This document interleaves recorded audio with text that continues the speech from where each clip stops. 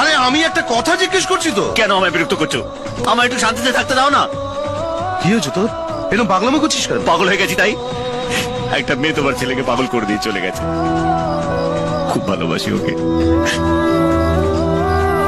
জীবনে প্রথম কোনো মেয়েকে এত ভালোবাসতাম।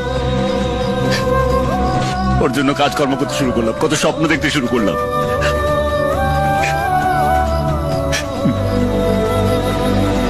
ও তোমার ছেলে সব স্বপ্ন ভেঙে চুরমার করে দিয়ে চলে গেছে। ওর বিয়ে ঠিক হয়ে গেছে। এটা শুনে পাগল আমরা থেকে আনন্দে নাচবো। যায় না ব্যথা ভোলা যায় না, সয় না